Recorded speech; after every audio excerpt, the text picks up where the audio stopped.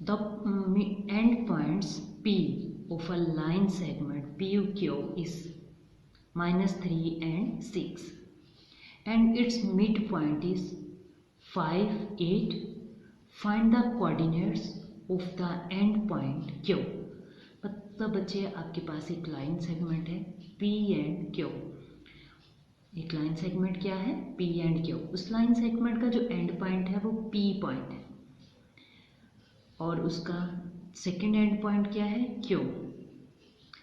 बच्चे P की value आपको गिवन है, पॉइंट P की वैल्यू गिवन है कितनी? P of a line segment PQ is this। उस लाइन सेगमेंट PQ का पॉइंट P क्या है? -3 and 6 and it's mid point is, और इसका मिड पॉइंट क्या है? हम इसको M1 कह सकते हैं। मिड पॉइंट क्या है? 5 and 8। Find the coordinates of the end point Q।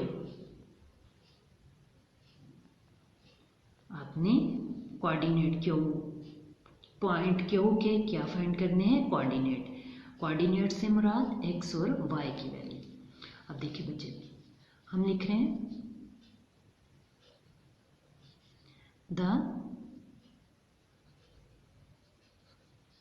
Mid point of PQ। PQ का mid point x1 plus x2 over 2, y1 plus y2 over 2। मुझे मिड पॉइंट PQ का मिड पॉइंट रिजल्ट है कितना? 5, 8। Result क्या है? 5 and 8। और x1 कितना है? -3। x2 गिवन नहीं है, वो आपने फाइंड आउट करना है, मैंने एज इट इज लिख दिया। y1 कितना है? 6। y2 आपने निकालना है, वो ऐसे ही आ गया। बच्चे ऑर्डर पेयर के बिहाफ पे x कोऑर्डिनेट के इक्वल होंगे, y कोऑर्डिनेट के इक्वल होंगे, क्योंकि दोनों पेयर्स इक्वल हैं। तो मतलब आपके पास 5 इक्वल आ गया -3 प्लस x2 ओवर 2 के, एंड 8 इक्वल आ गया 6 प्लस y2 ओवर 2 के। सॉल्व कर लिया, 5 2 5 बचे, 2 मल्टीप्लाई हो गया 5 से, क्रॉस मल्टीप्लिकेशन में 5 2 10, -3 plus x2, 10 plus 3,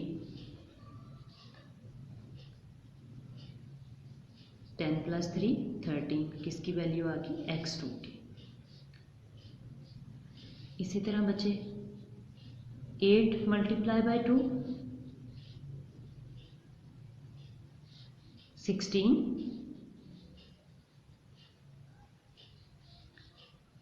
16 minus 6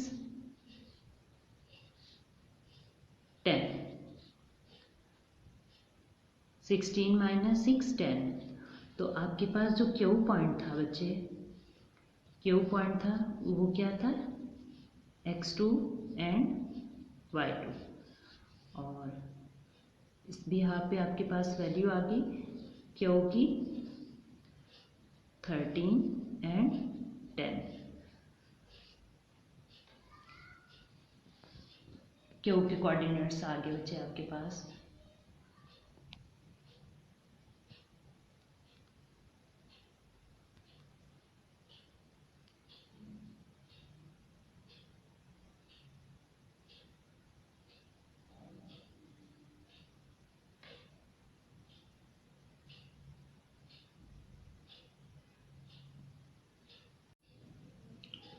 students, अब हम कह रहे हैं question number 3, prove that mid point of the hypotenuse of a right triangle is equidistant from its 3 vertices P, Q and R।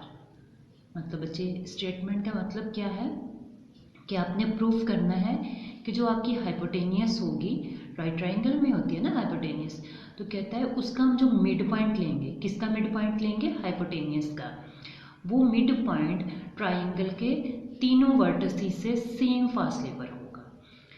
बात समझ आ गई कि सबसे पहले हमने क्या देखना है कि जो आपकी हाइपोटेनियस है उसका मिड पॉइंट जो है वो आपके ट्राइंगल के तीनों वर्टिसेस से इक्वल डिस्टेंस पे है। ये चीज़ बच्चे आपने प्रूफ करनी है। लेकिन बच्चे ये तीन वर्टिसेस तो हमें गिवन है, लेकिन इन वर्टिसेस से हमें ट्राइंगल की हाइपो का नहीं पता।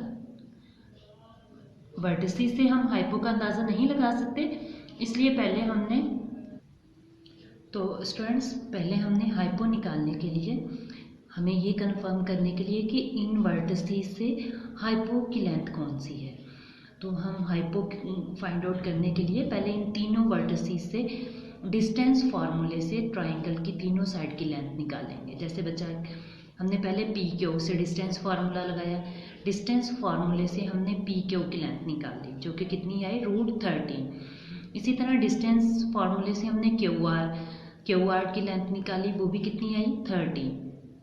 उसके बाद बच्चे हमने आर पी की लेंथ निकाली डिस्टेंस फार्मूले से, वर्टिसेस किस किस की, आर और पी की लेंथ निकाली, वो कितनी आई, 26।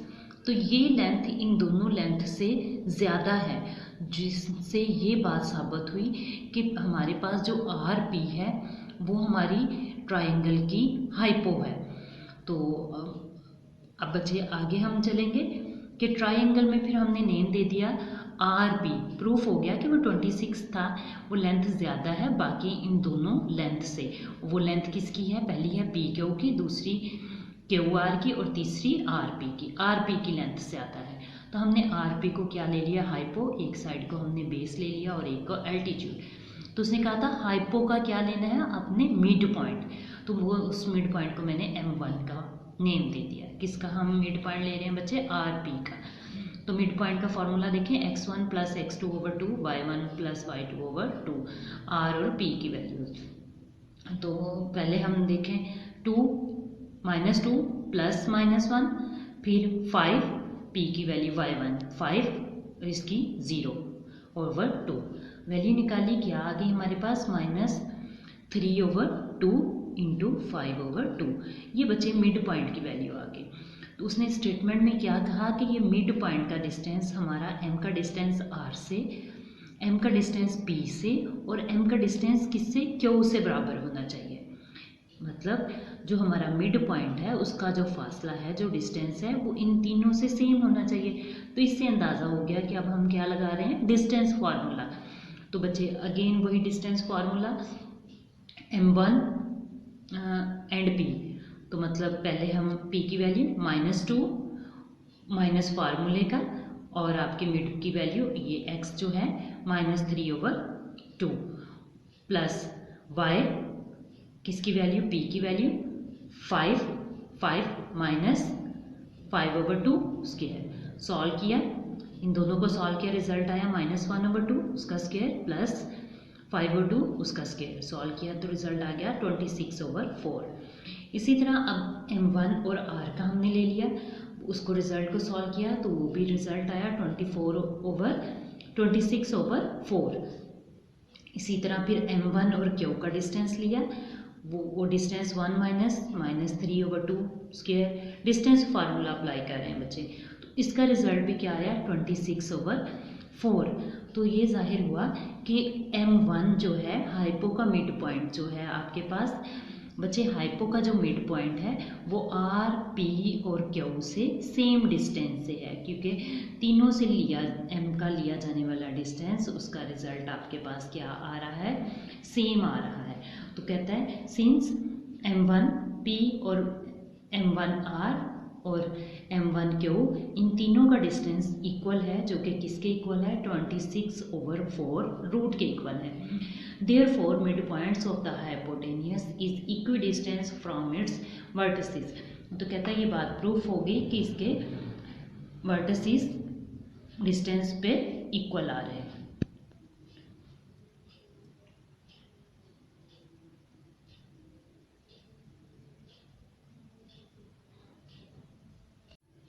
बच्चे आपके पास है question 4, if Q A and B तीन वैल्यूज गिवन है और 3 पॉइंट्स इन द प्लेन, कहता है ये तीनों प्लेन में पॉइंट्स लाइक कर रहे हैं। फाइंड m1 को फाइंड करना है एंड m2 को, मतलब आपने एक मिड पॉइंट m1 लेना है और दूसरा जो मिड पॉइंट लेना है उसको m2 का नेम दे लेना है। और ये मिड पॉइंट्स कैसे होंगे बच्चे, जो a और b से, a और b पॉइंट से जो हम मिड पॉइंट लेंगे उसका हमने किसका नेम दे देना, m1 का। और जो हम o और b से, किससे, o और b से मिड पॉइंट लेंगे उसको हमने किसका नाम दे देना, m2 का। और बाद में कहते हैं उन दोनों मिड पॉइंट का आपने क्या लेना है, डिस्टेंस फार्मूला। डिस्टेंस, ये लाइनें जो हैं बच्चे, ये लाइनें डिस्टेंस को रिप्रेजेंट करेंगी। अब देखें, the mid point of A B का मिड पॉइंट हमने लिया x1 plus x2 2 y1 plus y2 over 2। ये बच्चे x1 और y1 आपको पता है कि x1 a के कोऑर्डिनेट को शो करेगा और x2 b के कोऑर्डिनेट को शो करेगा। तो हमारे पास a का कोऑर्डिनेट पहला आया 3 और b का पहला कोऑर्डिनेट भी 3। इसी तरह a का पहला कोऑर्डिनेट 0 और b का पहला कोऑर्डिनेट 5। इन्हें सॉल्व किया, 6 को 2 पे डिवाइड किया 3 आ गया, 0 प्लस 5 को 2 पे डिवाइड किया 2.5 आ गया।